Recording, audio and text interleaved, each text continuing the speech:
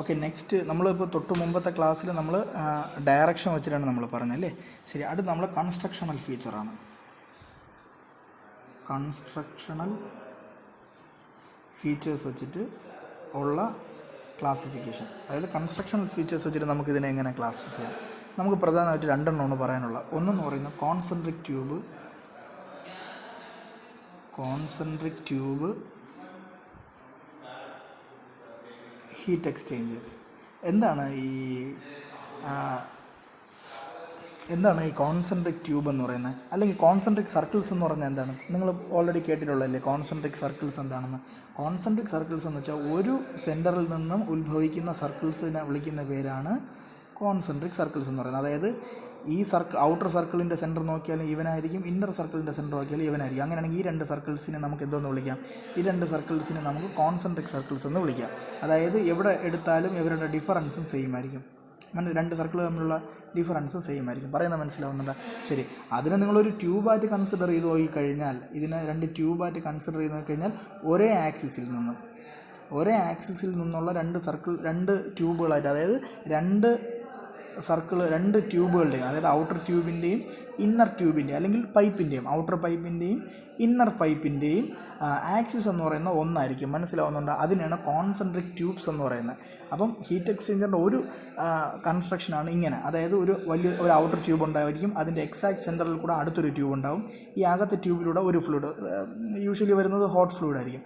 അകത്തെ ട്യൂബിലൂടെ hot fluid ഒഴുകും, ഔട്ടർ ട്യൂബിലൂടെ എന്തോന്നുണ്ടാവും? കോൾഡ് ഫ്ലൂയിഡ് ഒഴുകാം. അങ്ങനെ ഹീറ്റ് എക്സ്ചേഞ്ച് നടക്കും. നമ്മൾ തൊട്ട് മുമ്പ് അതായത് ഇവിടെ നമ്മൾ കാണിച്ചിരിക്കുന്നത് വെച്ചാൽ it is actually A concentric tube. ഇതൊരു കോൺസെൻട്രിക് ട്യൂബാണ്. ഓക്കെ അല്ലേ?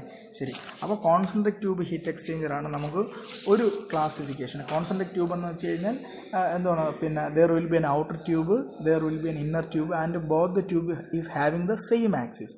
ഓക്കെ, അങ്ങനെയാണെങ്കിൽ അതിനെ വിളിക്കാവുന്ന പേരാണ് കോൺസെൻട്രിക് ട്യൂബ് ഹീറ്റ് എക്സ്ചേഞ്ചർ. ഇത് ഒരു സെൻറ്റൻസിലെ ഡെഫിനിഷൻ എഴുതുക, ഇത് വരച്ച് കാണിക്കുക, ഇത്രയേ ഉള്ളൂ. ഓക്കെ അല്ലേ? അടുത്ത് നമുക്ക് രണ്ടാമത് വരുന്നതെന്ന് വെച്ചാൽ shell and tube heat exchanger. Shell and tube എന്ന് പറയുന്നത് ഇതിങ്ങനെ ഒരു വലിയൊരു ഷെല്ലാണ്.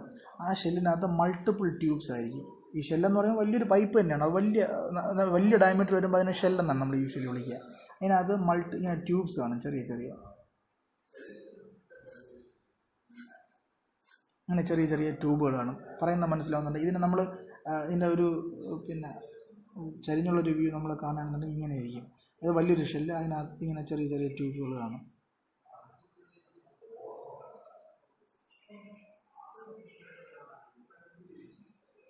ഇങ്ങനെ കുറേ ട്യൂബുകൾ മനസ്സിലാവുന്നുണ്ട്. ഈ ചെറിയ ട്യൂബുകൾക്കകത്തൂടെ ഇപ്പം ഹോട്ട് ഫ്ലൂയിഡ് ഒഴുകും. അതിന് ചുറ്റുമുള്ള ആനുലസിൽ കൂടെ, അതായത് ഈ വലിയ ഷെല്ലിനകത്തൂടെ എന്തോന്ന് ഒഴുകും? കോൾഡ് ഫ്ലൂയിഡ് ഒഴുകും. ഇതാണ് രണ്ടാമത്തെ, അതായത് ഷെൽ ആൻഡ് ട്യൂബ് എന്ന് പറയുന്നത്. പറയുന്നത് മനസ്സിലാവുന്നുണ്ട്? അപ്പോൾ നമുക്ക് കൺസ്ട്രക്ഷണൽ ഫീച്ചർ വെച്ചിട്ട് നമുക്ക് രണ്ട് ഹീറ്റ് എക്സ്ചേഞ്ചേഴ്സ് പറയാം.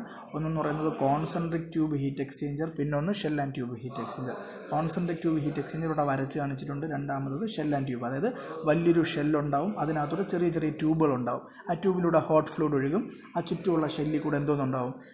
നമുക്ക് കോൾഡ് ഫ്ലൂയിഡ് ഒഴുകും. അങ്ങനെ നമുക്ക് ഹീറ്റ് എക്സ്ചേഞ്ച് നടത്താം. ഇതാണ് കൺസ്ട്രക്ഷണൽ ഫീച്ചേഴ്സ് വെച്ച് എനിക്ക് പറയാൻ കഴിയുന്ന ഒരെണ്ണം. ഓക്കെ, ശരി.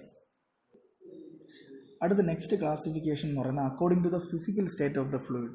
അക്കോർഡിംഗ്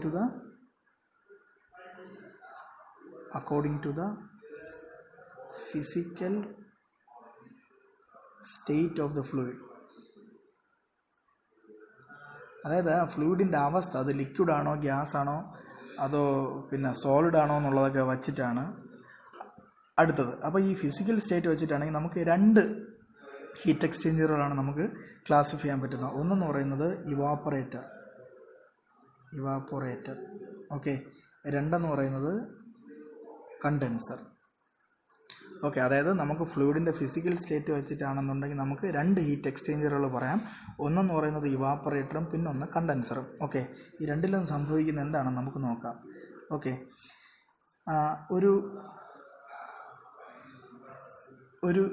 ഒരു പൈപ്പ്, അതിന് പുറത്തൂടെ വേറൊരു പൈപ്പ്, ഒരു ഹീറ്റ് എക്സ്ചേഞ്ചർ ഞാൻ വരച്ച് കാണിക്കുകയാണ്. ഇതിനകത്തൂടെ നമുക്ക് കോൾഡ് ഫ്ലൂയിഡാണ് വരുന്നതെന്ന് കരുതുക. കോൾഡ് ഫ്ലൂയിഡ് വരുന്നു. ഓക്കെ അല്ലേ? ഈ കോൾഡ് ഫ്ലൂയിഡ് ഇതിനകത്തേക്ക് കയറി പുറത്തിറങ്ങുമ്പോഴത്തേക്കും അത് എന്തായി മാറും? അത് വേപ്പറായി മാറും. മനസ്സിലാവുന്നുണ്ടോ?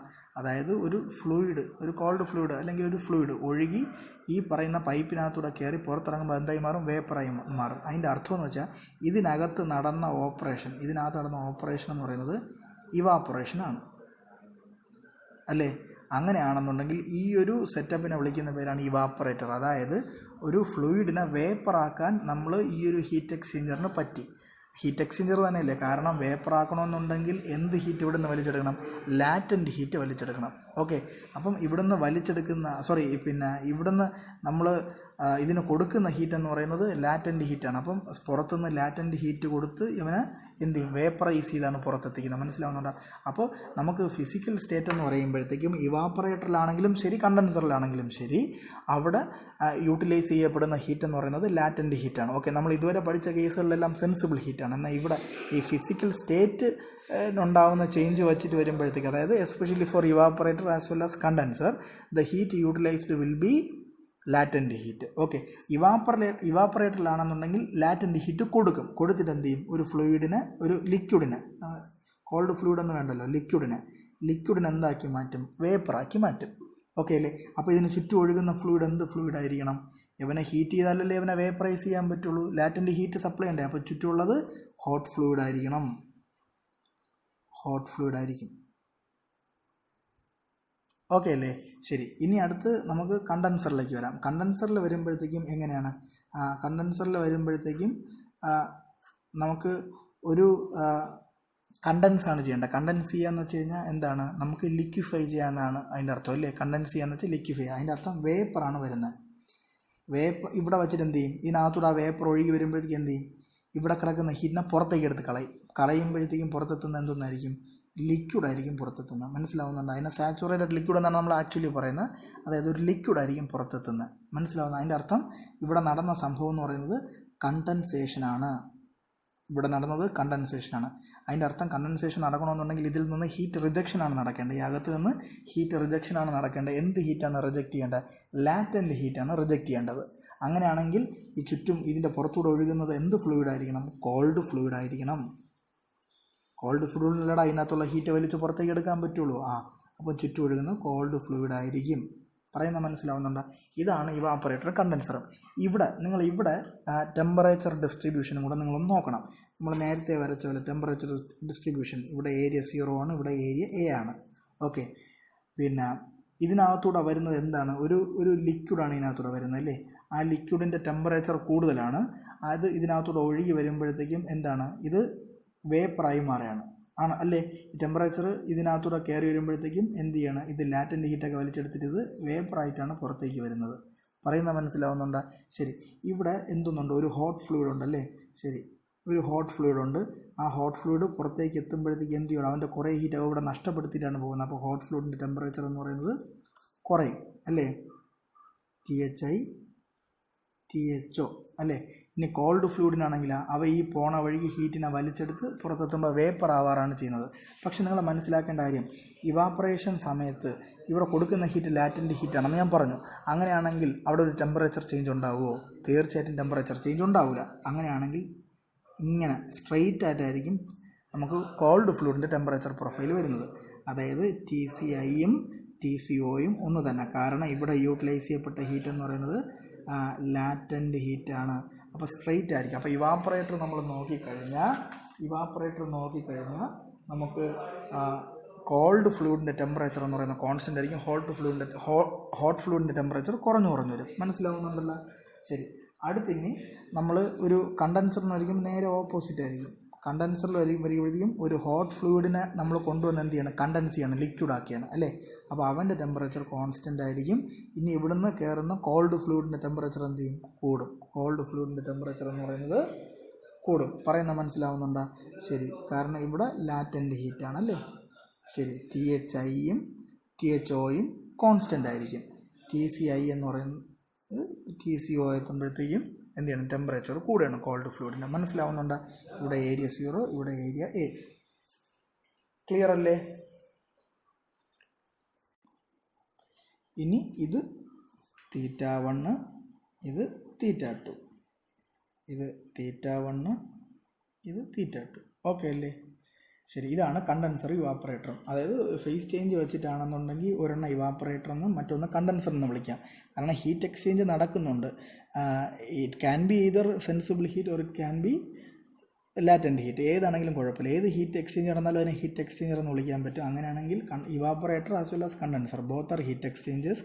ഇവാപ്പറേറ്ററിൽ എന്ത് ചെയ്യുന്നു? കോൾഡ് ഫ്ലൂയിഡിന് നമ്മൾ വേപ്പറൈസ് ചെയ്യുന്നു. അപ്പോൾ കോൾഡ് ഫ്ലൂയിഡിൻ്റെ ടെമ്പറേച്ചർ കോൺസ്റ്റൻ്റ് ആയിരിക്കും. കാരണം എന്താണ്? ലാറ്റൻറ്റ് ഹീറ്റല്ലേ യൂട്ടിലൈസ് ചെയ്യപ്പെടുന്നത്. ഇനി കണ്ടൻസർ വരുമ്പോഴത്തേക്കും ഹോട്ട് ഫ്ലൂയിഡിനെ ലിക്വിഫൈ ചെയ്യുന്നു. അപ്പോൾ ഹോട്ട് ഫ്ലൂയിഡിന് കൊടുക്കുന്ന ഹീറ്റ്, അവിടെ നിന്ന് എടുക്കുന്ന ഹീറ്റ് ലാറ്റൻറ്റ് ഹീറ്റ് അല്ലേ. അപ്പോൾ ഹോട്ട് ഫ്ലൂയിഡിൻ്റെ ടെമ്പറേച്ചർ കോൺസ്റ്റൻ്റ് ആയിരിക്കും. ഓക്കെ, ഇതാണ് നമുക്ക് അടുത്ത് വരുന്നത്. അപ്പോൾ ഇത്രയും കാര്യങ്ങൾ നിങ്ങൾ നന്നായിട്ടൊന്ന് നോക്കുക. കാരണം ഇത് ഒരു 10 മാർക്കിനൊക്കെ വേണമെങ്കിൽ ചോദിക്കാം. എന്തോന്നായിട്ട് classify the different types of heat exchanges എന്ന് പറഞ്ഞാൽ നിങ്ങൾ ഫിഗറൊക്കെ വരച്ച് ടെമ്പറേച്ചർ പ്രൊഫൈൽ വരച്ച് ഇത്രയും നല്ല വൃത്തിയായിട്ട് എക്സ്പ്ലെയിൻ ചെയ്ത് കഴിഞ്ഞാൽ നമുക്ക് മുഴുവൻ മാർക്ക് നമുക്ക് കിട്ടും. ഓക്കെ, ശരി.